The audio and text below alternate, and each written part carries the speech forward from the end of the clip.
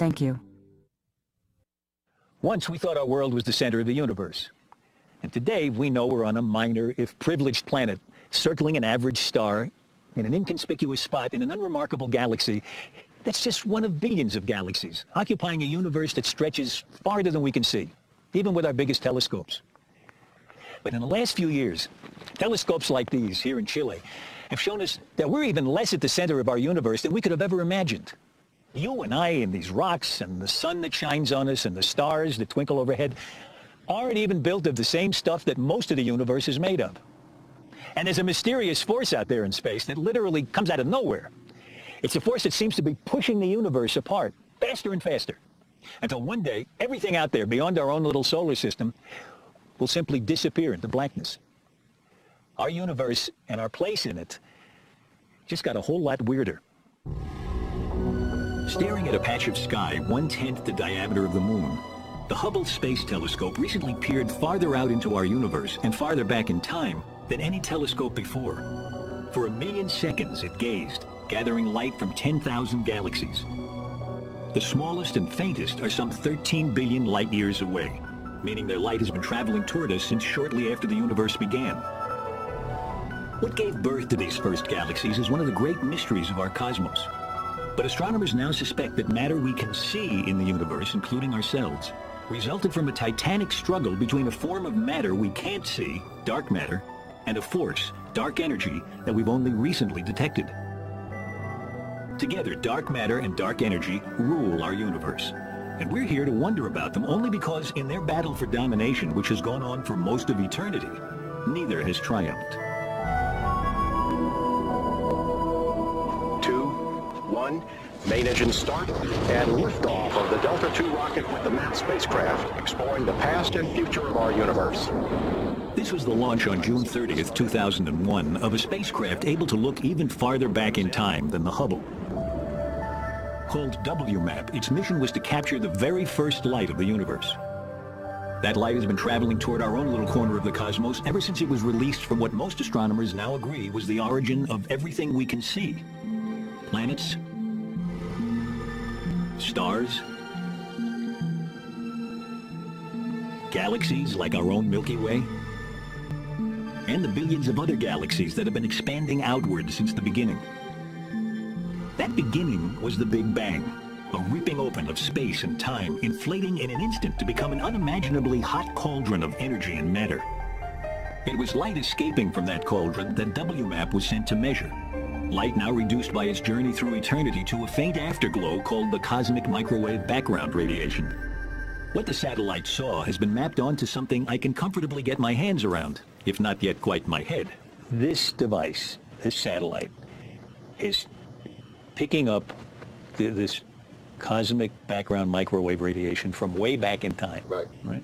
From the beginning of the universe. It's actually a direct picture of what the universe used to be like, because it took that light all that time to get from there to the satellite. Okay, you have to help me visualize this. Okay. A lot of us, when we first hear about the Big Bang, think of it like an explosion happening in a point in space and moving out. And then somewhere we're in that or something. And a lot of us think when we look back in time, we want to look back to that point. But on the contrary, when you look back in time, you're looking in every direction. You're looking all over some shell. Exactly. And everywhere you look, it's as far back as you can go. How could that be? Can you explain that? Can you give me an image that helps me grasp that? You're trying to think of an explosion that happened in one place. Yeah. And instead, the universe today, it doesn't have any particular center, and it never did. Everywhere you would have gone, it would have been expanding. Yeah. I like to think of baking a loaf with little raisins in it, and when the bread rises, all the raisins are moving away from all the other raisins. No raisin can really claim that it's in the center of this expansion any more than any other, right? And this is the same way we need to think of our space. I know, but here's the problem. Every time one of those raisins wants to look at another raisin, it can look all the way across the loaf to a raisin on the other side, but if it looks in the other direction, it sees the baking tin. There's a little bit different. That's because the bread is finite, and we live maybe in an infinite space. If you live in an infinite loaf of bread, there's nothing you can do to tell the difference. The picture of an explosion and a ball of stuff is, I agree that that's what many people think of, but that's just wrong. It's not what the Big Bang Theory is all about. What the Big Bang Theory is all about is space itself. Think of it as being stretchy, and it's just constantly stretching, and it's stretching between every object everywhere, so that everything is getting farther away from everything else. And no matter where you are and you look out, you see a glow left from the so it needs to be, it needs to be called the Big Taffy Pull. That would be a better name. Almost anything would be a better name. The infinite, then. The infinite Taffy Pull. Okay, well, I think you're getting me closer. All right. Okay. Show me what the implications of this mapping are. So what I really love about Chuck's beach ball is that it represents this very basic fact that even though space itself may be infinite, we can only see a finite volume. It's a huge volume. This is about 13 billion light years in radius, but it's still only finite. Right? So we're in the center of this, and the most distant thing we can see is this hot glowing wall of hydrogen plasma, which is opaque. So, we just can't see what's on the other side. But on the side of the wall we can see, on our beach ball, it's the inner surface. The incandescent plasma just beyond has cooled enough to go from being uniform and featureless to having eddies and ripples. It was these tiny imperfections that were imaged by the exquisitely sensitive eyes of the WMAP satellite. Chuck and his colleagues have stretched the contrast here by a factor of 100,000 to prevent it from looking completely uniform.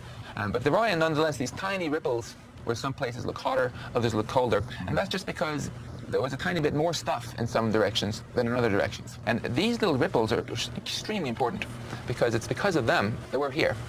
If you just had something which was always uniform, it would stay uniform forever, and you would never make clumps, planets, and we couldn't be here talking. To find out more about how those faint early ripples left over from the Big Bang became our universe, we've come here to the foothills of the Andes in Chile. This region has become home to some of the world's biggest and most powerful telescopes. Lured here by clear skies and a smooth flow of air off the Pacific Ocean that reduces atmospheric turbulence, making for what astronomers call superb seeing. This is the site of one such observatory, Las Campanas, run by the Carnegie Institution of Washington, and the principal research site of an old friend of Frontier's, Alan Dressler. Well, welcome to the Las Campanas Observatory. Going telescopes. Thank you. There seem to be two. There are two. They're twin 6.5-meter telescopes, which means they have mirrors that are about 22 feet across, which is a good size, and they collect light from distant stars and galaxies. And this is where we do most of our research. Hi, Miguel. Hey, how are you? That research is focused on the formative years of the universe. At the beginning, we know there was a very simple distribution of matter. It was very smooth. It was very simple elements, hydrogen and helium. There were no stars, just gas. How did the universe go from being deadly dull with no variation to tremendously complex so that there are creatures on it that look back and figure it all out? That's the fundamental question. And this zone, this sort of 3 billion years in to maybe 8, is where most of that complexity grew. And we can see that evolving, happening by this strange ability to look back in time. I mean, only in astronomy can you actually look back and see 5 billion years, 10 billion years into the past. You can see the past.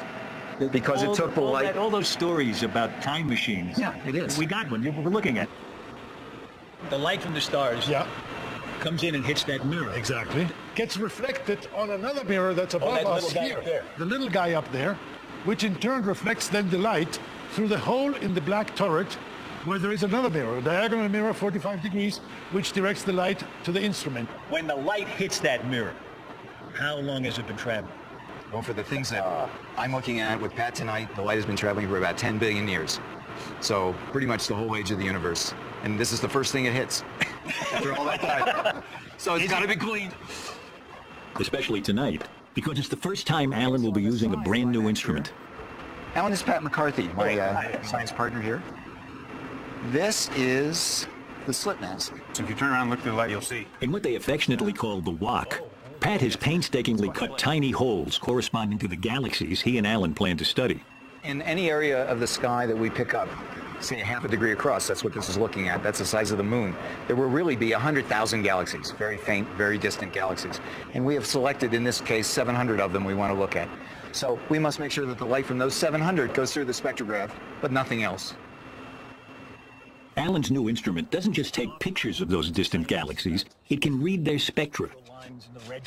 In fact, nearly everything we know about stars and galaxies comes from analyzing their light. with the aid of a prism, or more commonly, a device called a diffraction grating. When sunlight or any light strikes this, it's spread by color into its component colors. You can say how much red light, how much green light, how much blue light tells you something about the temperature of the sun.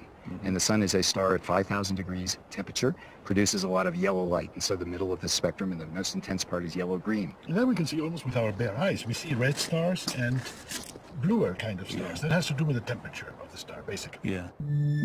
Here, for example, in one of the first images taken with Alan Dressler's new camera, both red stars and blue stars are visible in a galaxy nearby.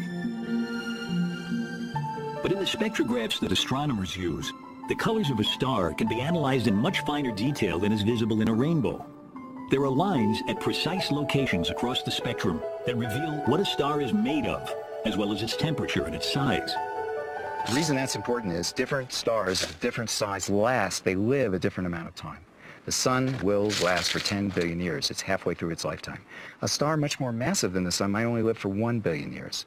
So if we find those, we know that those are young stars. They cannot be any older than 1 billion years old because they would already be gone. Yeah. So when I look across our galaxy, I could do them one by one.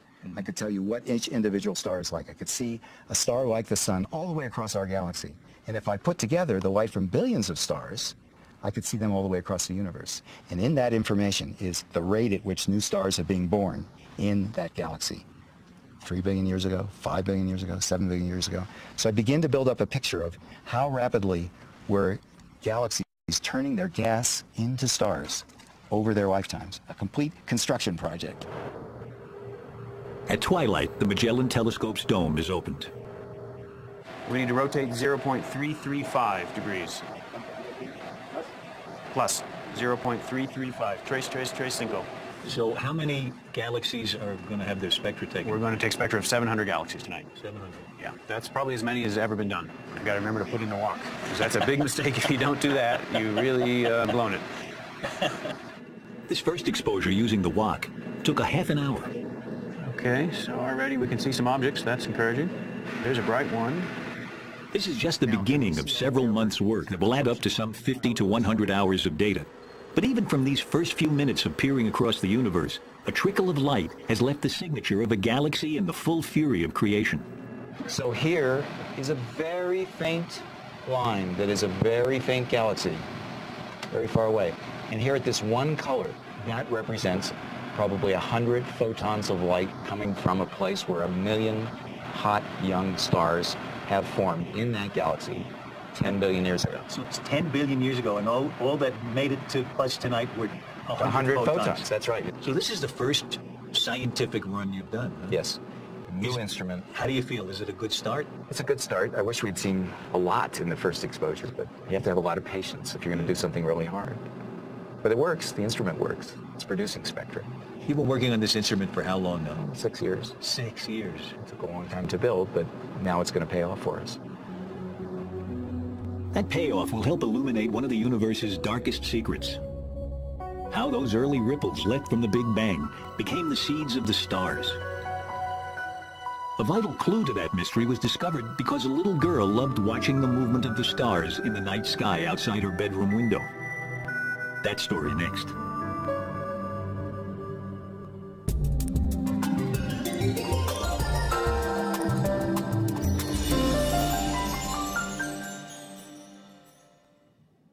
In the early 1970s, Vera Rubin was a rare young woman in the traditionally male-dominated world of astronomy. I got interested in astronomy by watching the stars as they moved outside my window. I had a window that faced north. I had a bed under the window, and I could see during the night that the stars changed their positions, and that's really what got me interested in astronomy. So I guess I was always interested in how things moved. Vera decided to look at how stars move in spiral galaxies, like our own Milky Way, as they revolve majestically in space. Most astronomers then studying galaxies were drawn to their centers, where the stars are densest. But as a then shy young graduate student, Vera looked instead to where galaxies trail off into empty space. I had children, and I didn't want to compete with what other people were doing, so I decided to study the outsides of galaxies. What she discovered there was revolutionary in both senses. In our solar system, the planets revolve more slowly the farther they are from the gravitational attraction of the sun. Galaxies were assumed to rotate similarly, with stars moving more slowly the farther they are from the center. Instead, I found that the stars very far out were going just as fast as those near the center, sometimes even faster. sometimes faster. Sometimes faster, and well beyond where there was no light. In fact, I went to my office this morning and got this. Here's the Andromeda, which is the largest galaxy, largest spiral near us. At our position in our galaxy, which would be like maybe a third of the way out here, we're moving at 500,000 miles an hour around the center of our galaxy. Did you hardly feel a wind? That's right. And you don't notice it because everything around us, all the stars near us, everything is going just at the same speed that we are. Yeah. So here are the velocities of stars and gas all the way across. Newton's laws, because this is where the luminosity is, would predict that the velocities rise and then fall rapidly, so that by the time you get out to what looks like the edge of the galaxy, the stars would be moving almost negligibly, very, very slowly. So what you see instead is they're moving very, very fast, all the way out there. So when you got that information, then what did you think you were wrong, or did you? No. Did you know you were right? I never thought. Everybody never thought you were wrong. I never thought. No, I had some crazy ideas, and then it shortly settled that what would have to be was matter that isn't luminous, that you don't see. The galaxy has to extend that far out. There has to be something, there has to be matter that's gravitationally accelerating the little bit of gas that we could see. There had been hints of invisible matter in the universe before, but Vera Rubin's startling discovery confirmed it. Her observations implied, in fact, that galaxies are embedded in immense halos of dark matter, invisible to our telescopes, and yet making up most of the actual mass of each galaxy, including our own. The whole concept of dark matter is enormous. It means that when you're looking at the sky, you're only looking at a few percent of the universe, that most of the universe is invisible. To look into one of the possible sources of this invisible dark matter, we've come to California and the first mountaintop observatory ever built, the Lick Observatory, dating back to 1888. The founder is buried at the base of the telescope. James Lick is buried at the base of the pier here. Does anybody ever think about that when you're in? I used to think about it when I was observing at the 40-inch down the end of the hall, and in the middle of the night the wind would come, whirring through the hall, and you'd hear the clanking of the old heaters, and yeah, I was pretty sure he was coming down to visit me. The original telescope here is still used to look at planets in our own solar system. We can open up the telescope and work. But Deborah Fisher is hunting for planets well beyond its range. In fact, for planets around other stars. So this is the little collecting mirror that we're going to use tonight. The starlight will come down and hit the mirror and is reflected up through that trough, slides up there, and goes through that hole in the side of the dome. Looks like fun, right? We want our photons to have fun. So the light that we saw, the light path outside. I love these little mechanical things. That's right. Like something from Jules Verne. Exactly. But the magic part of our whole project really is this iodine cell. And now as the starlight passes through the cell, the iodine is absorbing starlight at particular wavelengths. And so finally, in the spectrum of the star, etched into the spectrum, we have a forest of iodine lines, thousands of them. And so it's essentially like a grid on our spectrum. Deborah is looking for tiny telltale shifts of a star's signature spectrum against that fixed grid of iodine lines. A shift that betrays a star's moving toward and away from us due to a planet's tugging at it. This backward and forward wobble also reveals the planet's size and orbit. The bigger the wobble of the star, the more it's doing that, the bigger the planet is going around it. And the faster it wobbles, the closer it is? That's exactly right. Oh, yeah. Okay, so in that way you can really tell us what's there. That's right. Deborah and her colleagues have found some 70 of the over 100 planets so far discovered orbiting other suns. Most of these planets are huge and orbiting fast, making their detection easier. Deborah's team's most dramatic discovery attracted the attention of a 4th grade class in Moscow, Idaho. And when we found this system, this first star with 3 planets. They sent me a letter, dear Dr. Fisher, we've been reading about this discovery in the newspaper, and we're doing, scale models of the solar system with paper plates, but we wondered, if you'd named the planets yet, because if you haven't, we have a suggestion. And so they said the planet that's 4 times the mass of Jupiter should be called Forpiter, and the one that's 2 times the mass of Jupiter should be called Tupiter, of course, and then the little one that just orbits every 4 days should be Dinky. So. The star that Deborah's observing tonight, she's already looked at some 200 times, and while it used to be thought an unlikely candidate to have a planet, she's now picking up the faint trace of a wobble. Planets are thought to form from disks of dust and gas that surround the sun. And it could be that many of the billions of stars out there have planets so far undetected. The fact that you're looking for planets that so far haven't been seen, mostly, is that some of the missing matter or what? That's a good question, and that's one of the early hypotheses, was that maybe the dark matter is just planets. After all, we now believe that planets, when they form, some of the planets fall inward, but others are ejected from their solar systems. And the best way to get a handle, sort of a back-of-the-envelope calculation, is to look at stars that are forming, being born out of molecular clouds, and to imagine that all of the material in these typical disks around the stars is ejected. Let's just take that as an approximation.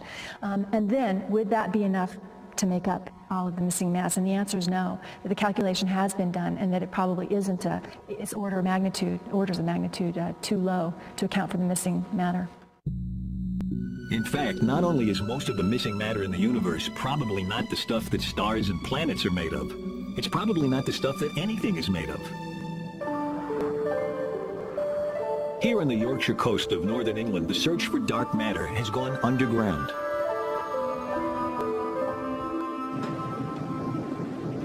This is the Boulby Mine, whose mile-deep shafts provide cover from something tantalizingly similar to the prime suspect for missing matter. And if you're standing on the surface of the Earth and you put your hand out, you get hit, 1 cosmic ray a second goes through your hand, and that would spoil the detector signal that we're looking for. So we go deep underground, and then the large amount of rock between us and the surface shields us from the cosmic rays. So when we're down in our labs, rather than 1 a second going through your hand, it's 1 a week. But while cosmic rays are exotic, at least they're made from subatomic particles that science is familiar with. By contrast, the things Nigel Smith is trying to detect are bizarre even to physicists. Here, a mile down in a vein of rock salt mined to spread on the winter roads of northern England, he's in a race with some half-dozen groups set up in similar underground labs around the world to be the first to detect what are called, with tongue-in-cheek, WIMPs, for weakly interacting massive particles. WIMPs have the apparently paradoxical property of being massive in the sense that they exert a gravitational tug, while being almost completely unable to connect with ordinary matter in any other way. In fact, to call them weakly interacting is to be generous. Most of them pass straight through the Earth and don't even notice. Most of them pass straight through the Sun and don't even notice. But every so often there's just 1 or 2 a month or a year will actually hit a nucleus head on, and that nucleus recoils, and it's that recoil that we're looking for. But the majority of the billions of WIMPs that are passing through as we stand here every second, they just scream straight through and you never see them. This is just one of 3 different kinds of detectors here at the United Kingdom's dark matter hunt. And the research project has just constructed a large new underground facility to house them. There are other detectors in tunnels beneath the Apennine Mountains in Italy, where a joint Italian-Chinese team has been claiming evidence for WIMPs, a claim met with skepticism from their competitors. While in the United States, a new facility is being constructed in a mine in northern Minnesota. All this effort to detect a hefty ghost particle that may not even exist. For those involved in the hunt, there's no doubt that it's worth it. It's a fantastic question. If you're an astronomer and someone says you don't know what 2/3 of the universe is made from, that irritates you. Right? So you want to go out there, you want to find out what it is. And astronomers aren't the only ones in the hunt, which is why I find myself driving a golf cart through the longest building in the world, the Stanford Linear Accelerator in California. I'm following the track of a subatomic particle as it's accelerated during its 2-mile trip to a speed approaching the speed of light. Eventually, the beam of particles will be divided and spun around a couple of loops before crashing head-on into particles coming in the opposite direction and smashing into smithereens. We're visiting the collision point, appropriately, with both a particle physicist and an astronomer. the beam of particles will come down here and go through that pipe. And then you hope that an electron and a positron will meet, annihilate, and new particles will be born. It's from collisions like this that scientists have built up their picture of the fundamental particles of matter and what they like to call the Standard Model. But for the Standard Model to work, physicists have been forced to invent a strange mirror world in which the known particles have ghostly cousins called supersymmetric particles. This extra set of particles we haven't discovered yet, but they're our best candidate. We think it's the smoking gun for the dark matter out there. So you and I aren't made of these supersymmetric particles, but the dark matter that's controlling a lot of what's happening in our universe is made of these supersymmetric particles. That's the best theory. That's our best guess at this point. Now, this is interesting. You are pretty sure, or are you dead certain, that these supersymmetric particles exist or have existed? We're going to get different answers. Less than pretty sure, but if this were a horse race, this is the one I'd be putting my money on. It is thought that supersymmetric particles are all over the universe? They're out there, yeah. Yes. And how did they get started? Where do they come from? On the Big Bang itself. From the Big Bang. So are you trying to create a situation something like the Big Bang where you get both the particles and the supersymmetric particles, the mirror versions of them? But I thought you needed something I thought you needed a lot more energy than you could possibly get on Earth to create a Big Bang. We're not recreating the Big Bang. Right, thank God, because I would stand a lot further away from it, and I'd wear that hat. But we are able, if we have enough energy in our particle accelerators, to create the constituents that were created in the Big Bang. And so, at the same time that astronomers are going underground in their hunt for the missing dark matter, particle physicists too are burrowing to build the biggest atom smasher ever in the hope of creating dark matter. This is the construction of what's called the Large Hadron Collider at CERN in Switzerland. Due to come online in 2007, the LHC will have gigantic detectors designed to peer into the wreckage of particle collisions of truly stupendous energies. If not quite the Big Bang, and certainly the closest we've ever been to it. The closest we've actually been to it, of course, was with the WMAP spacecraft, which mapped the ripples left as the Big Bang cooled. In the pattern of these ripples, the WMAP scientists see direct evidence for dark matter. You only get this if you have about 6 times more dark matter than all atoms combined. What we did is we generated literally tens of millions of possible universes on the computer, and we compared them with our measurement of the real universe that we have. And I think of it as like matching fingerprints. So this is the actual fingerprint of the real suspect, and we have a mug book of fingerprints, and we match them up, and we pick out the right suspect that way. And as Max described, that the right suspect has this substantial amount of dark matter in it. Today, then, the evidence is mounting that most of the stuff in the universe is not only invisible to us, but isn't even what the visible stuff is made of. But to astronomers like Alan Dressler, looking back in time to see how the universe began, dark matter is more than just astonishing. It allowed us to be. You're taking this picture of way back in time, and you're seeing the formation of the stars. Now, what role does dark matter play in that? It's very important to see how galaxies form, but they couldn't have formed, we now believe, without the dark matter, because there wasn't enough gravity and all this kind of material that we're made of to coalesce and make stars. And that's where the dark matter played the pivotal role. It actually held this, what we call baryonic normal matter, together and allowed it to begin to concentrate into cool and then make stars. So that transition from, already there were these sort of wells, these places where gravity was strong, and all those atoms suddenly said, oh, there's gravity here from this dark matter, and they headed in that direction. So they fell into those little wells of gravity that had been growing since the Big Bang. But if dark matter's gravitational hug was indispensable to our universe's birth, we now know that from the start it's been opposed by an anti-gravity force that might, if things had turned out just a little bit differently, have overwhelmed it, and instead blown the infant universe apart. That story next.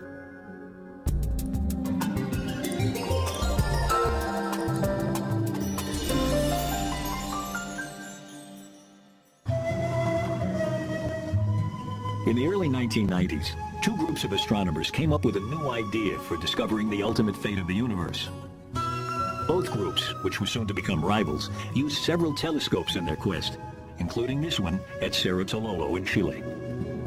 They've had their nights on the telescope, sometimes actually immediately after our nights, or in between our nights. So do you go around looking for scraps of paper the other one's left? Or No, sometimes we look at, we try to figure out what they've observed, but usually it's a friendly rivalry. Both teams used the telescope to look for the same thing, the death of a star. But not just any stellar death.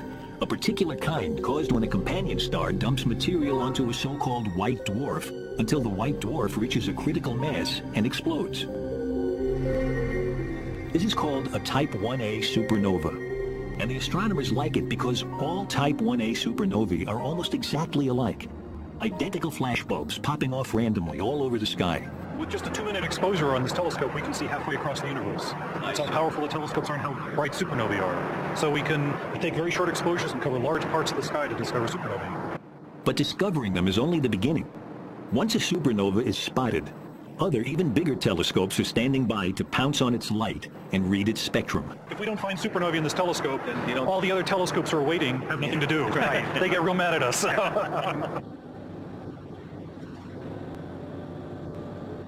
Is this the first time you're observing in this test? Yeah, this is the beginning of our season. So we're going to go 3 months now, 30 half nights searching for supernovae. And tonight is the first night.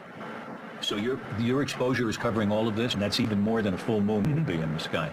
So what's the probability that you'll find a supernova? In this one field? Yeah. It's about 1. It's 1 for this month. But so sometime during this month, you're going to, if you keep pointing there, you're going to catch at least 1. Oh yes, yeah, definitely. Yeah. So now the telescope is slewing, so the stars are whipping by. Here's a cool image. This is the first image that came off tonight. And so you can see lots of galaxies, very faint galaxies, stars. Here's a very nice spiral galaxy here with disturbed arms. So you're going to observe, right? You mean more than I am now? Yes, right here. You want me to actually sit here? Yes. The end of science as we know it. All right. Okay. Well, let's see. I'll just hit a few keys here. Oh, no, wait. I just like to poke around. That's how I learn, you know. What should I do first? When he says OK, you hit enter. And that's it? That's it. No. Okay. Okay. There it goes. There it is. And that sound was the shutter opening. Oh, yeah, I heard that. I'm not taking data. Your first image in search of supernovae. That first night of the season, Nick and Chris and their team took 16 different snapshots of the sky. By the next night, now no longer observing from the telescope, but from a control room in the nearby town, they had processed several of those images. And one of them, though sadly not mine, came up a winner. So here we've got a big diffuse source of light, and it looks like it's probably a galaxy. And in both the images, there's apparently a little new light source just outside that galaxy. That looks like a supernova to me. Great. This would be a really good candidate if we get a follow-up image to do spectroscopy. As a matter of fact, we don't need a follow-up image. This definitely is a supernova. Supernovae are very rare events. The last one in our galaxy was 300 years ago. So it's only by staring at tens of thousands of galaxies at a time that the supernova hunters can hope for success. Once they've found one, there are only a few days before its explosion dies away. So there isn't much time for a large telescope like the Keck in Hawaii to get its spectrum. This spectrum not only confirms it's a Type 1a, but it also gives its age. The older the light, the more it's been stretched as space itself has expanded, and so the longer its wavelength, the more it's shifted toward the red. And because every Type 1a supernova explodes like a standard flashbulb, its brightness reveals how far away it is. And this is why both rival teams of astronomers were hunting so eagerly for Type 1a supernovae. By finding supernovae of different ages and measuring their distance, both groups hope to find the answer to one of astronomy's great questions. What is the ultimate fate of the universe? We met members of one team at Cerro Tololo. The other is based here at the Lawrence Berkeley Laboratory in California and is led by Saul Perlmutter. Both teams expected to measure how much the expansion of the universe has been slowing due to gravity, especially the gravity of all that recently discovered dark matter. And we thought it was going to be a great project. We were going to find out whether the universe was going to last forever or not, or whether someday all the stuff in the universe, all the matter in the universe would slow the expansion down to the point that it would come to a halt and then collapse. And what we ended up with was when we started looking at the data, it looked like there was very little mass in the universe. In fact, it wasn't slowing very much at all. And then, as you really looked at the data, you started going, it's not only not slowing much at all, it's not even slowing. It's actually speeding up. And that was a real shock, because it was not part of the original description of our project when we were planning to use the telescopes. It was way better than that. Instead of slowing down due to gravity, the expansion of the universe appeared to be speeding up, as if under the influence of some sort of anti-gravity. The rival team was coming to the same mind-boggling conclusion. Was it an exciting moment, or was it just puzzling and puzzling and concerning, because it wasn't the expected result. So I mean, we were expecting deceleration. So really, the knot twist up in your stomach, saying, okay, let's go back and do this again. Make sure this is right. Yeah. And you go back through the numbers once again. You go back through the numbers yet again. Now you're starting to believe, well, we're onto something here. Wow. And the whole group, we're distributed, and so the emails start coming in saying, geez, can this be right? You don't want to come out with anything that's wrong, of course, in a scientific, a major scientific announcement. And so you're being so careful, trying to check, well, maybe it's this, maybe it's that. And you're looking at every possible thing. Finally, we came to the conclusion, well, we have to come out and say it. Were you all getting it right around the same time? Yeah, we announced at the same time in 1998 at a conference in Santa Barbara. And both groups came out, and we sort of knew that the other team was going to announce the same thing, and I'm never sure how we knew that. But we sort of did. Wait a minute. Were you pointing your telescope in their window and looking at their papers? Us? No, we wouldn't do that. No. The fact that both teams got the same result, I think, gave people a lot of confidence that it wasn't just some mistake that somebody had made in their calculation, because they knew the two teams would have loved to have been able to get the right answer and show the other one might have been wrong. Not everyone was taken aback by the idea of a runaway universe. Michael Turner had actually predicted the possibility several years earlier, reviving an old idea of none other than Albert Einstein. Turner came up with a name for a force that could push the universe apart, dark energy. But its roots lay in one of Einstein's famous equations. The notion of dark energy was, as I understand it, something that he came up with and didn't really understand he had come up with it. How far off am I with that? That catches a lot of it. I mean, in science, people were often confused. And so Einstein was confused about the expansion of the universe. His equations wanted a universe that expanded. And so he put in this fudge factor that canceled the attractive gravity of matter. When just a few years later the universe was discovered actually to be expanding, the cosmological constant, Einstein's anti-gravity fudge factor, was no longer needed. He gratefully discarded it, calling it his greatest blunder. But it's one of the wonderful things about science is when we are in this struggle to try to understand, we invent things. And once you take something out of Pandora's box, you can't put it back. And so this idea was laying around in our idea box, and it's sort of like anti-gravity. It's a repulsive gravity. And so it resurfaced again in trying to understand why the universe not is expanding, but the expansion is speeding up. How did you come up with the name dark energy? It's kind of a nice yin and yang with the dark matter. So we have dark matter and we have dark energy, and they're fundamentally different, and that's, matter is different than energy. And then, today we have the battle between the dark matter and the dark energy. There is one uniquely privileged spectator to the battle between dark matter and dark energy, the Hubble Space Telescope. Perched high above the atmosphere of Earth, it has a clear view of the supernova beacons used to track the universe's history. We went to visit the control room for the Hubble Space Telescope in Baltimore. So you're welcome to the Space Telescope Science Institute. Thank you. I can't wait to see you. Yeah. My guide is supernova hunter Adam Reese. Can you tell me what all these folks in here are doing? I mean, there's constant activity and chatter, and what is it all about? Right. They're primarily monitoring health and safety. They're looking at telemetry. They're looking at temperatures and voltages of thousands of different components on the telescope and making sure they're all within their tolerances. They're looking at the heating on one side of the telescope when it's in the sun side. About once a week, we upload a whole week's worth of observations of what's supposed to be done that week to the telescope. And so if we find a supernova, for example, we usually have to find it by Tuesday, because Tuesday is a special day when they build the calendar for the next week. It's sort of funny. The light's been traveling for 11 billion years. It finally arrives, and it's got to arrive by Tuesday.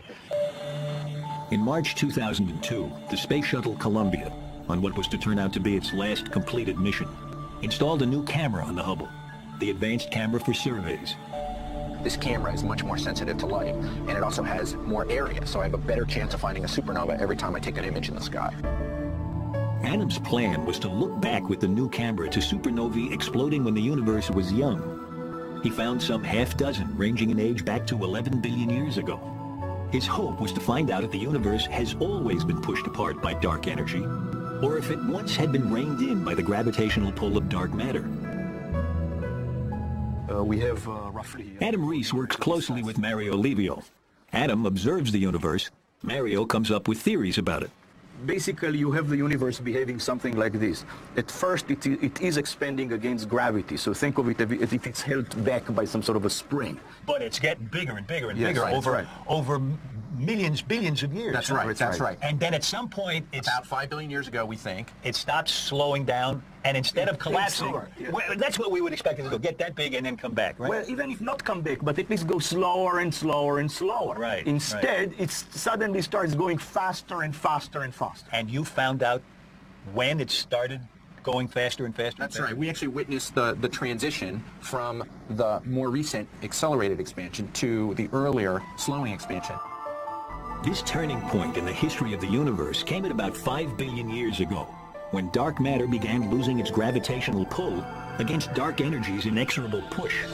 You know, gravity decreases in proportion to distance. You know, if you double the distance, gravity becomes 4 times weaker. Right. This force that you get from the dark energy, when you make double the distance, the force becomes twice larger. Oh, yeah, yeah. We think it's a property, actually, of the vacuum. And so when there's more vacuum between you and a distant galaxy, there's more of this dark energy. So there is a factor of an increase in the amount of dark energy that has a factor on the speed. Yes, that's right. It's a little bit like a built-in spring in the vacuum, and as something gets further away, there are more and more of these springs connected, and it's harder to compress. In fact, they're pushing more and more. And so the bigger the universe gets, dark matter is losing its pull on the universe. Dark energy is gaining its push. It's always been there, right? The question that's now obsessing astronomers, including Michael Turner, is what dark energy might be. So we just don't know what it is. If it is the like Einstein's cosmological constant, then it's just the energy of nothing. And according to quantum mechanics, nothing is not nothing. It's full of particles that are living on borrowed time and borrowed energy. We call it... They pop into existence. And then when the accountants come along, they disappear. And so if it's the energy of nothing, it's always been there. And then we're in for a very tough bit of history in the future, because the universe will keep speeding up and speeding up and speeding up, and things will get farther and farther away. And instead of the beautiful sky we have today with billions of galaxies, we'll only see a couple. It could be that it's just a phase we're going through, that something's out of whack and that the dark energy will dissipate. I think what you're starting to see is we don't know very much about it at all. All this stuff didn't fill us in that much. We need help. We need some help. Help may be on the way from a proposed new spacecraft expressly designed for supernova hunting. With a camera able to image thousands of supernovae at a time, the SNAP satellite would hugely increase the number of beacons out there measuring the universe's expansion. This might not only help find out what dark energy is, but also help answer what is perhaps the deepest question of all. Is there a reason why the universe turns out right now to be an almost perfect balance between the pull of dark matter and the push of dark energy? Or is the fact that dark energy didn't blow it apart in its infancy just a lucky accident? Maybe the Big Bang that turned out so well for us was just one big bang among many. That if this burst of expansion happened here, there's no reason it wouldn't have happened here and there and in the past and in the future. Right. In the same universe. In the same universe. What was the same, what started out. So now we need new language. Yeah. So the universe is a whole ball of wax, but they're different disconnected pieces. Right. It was like bubbles in a glass of champagne. Exactly. The champagne is the early, or a universe at any given time, or the multiverse. Yeah. And each bubble is a new universe. Is a new universe. If this is our universe, where would the other universes be in this multiverse? Thanks for passing me the universe here. We're actually kind of sloppy in astronomy when we talk about the universe, because what we usually mean is just the interior of this beach ball. The part of the universe that we can observe is what we call the universe. And that's, of course, strictly speaking, not true at all, because I don't have a single colleague who would entertain that space just ends here. You know, that there's a sign here saying space ends here, mind the gap. We all believe that space goes on outside, and most of us believe that space actually goes on forever. It's infinite, which means that there's another sphere like this, and in the middle of that, maybe there's another planet where people discuss their universe and can't see ours. There's probably infinitely many of these. If you have this ensemble of universes, there may be some basic things which are true for all of them, but there may be some quantities which are accidental in these different universes. Some of those universes will allow life to evolve and us to be here and speak about this, and some won't. We said at the outset that our universe just got a whole lot weirder, dominated by matter we can't see and a force we can't feel. But maybe it's even weirder than that. Not only are we not at the center of our universe, maybe we're not even in the only universe, just in one in which dark matter and dark energy fought each other, at least when it mattered, back when the stuff we're made of was created, to a standstill.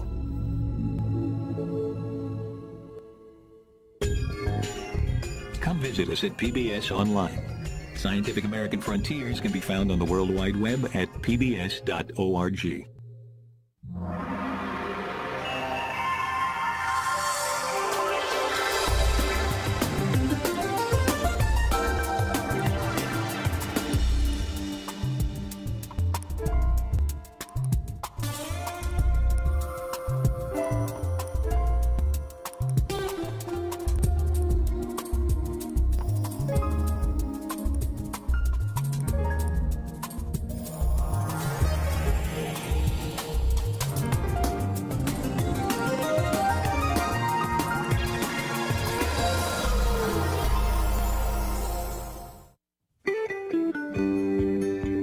This program was made possible by the National Science Foundation, America's investment in the future.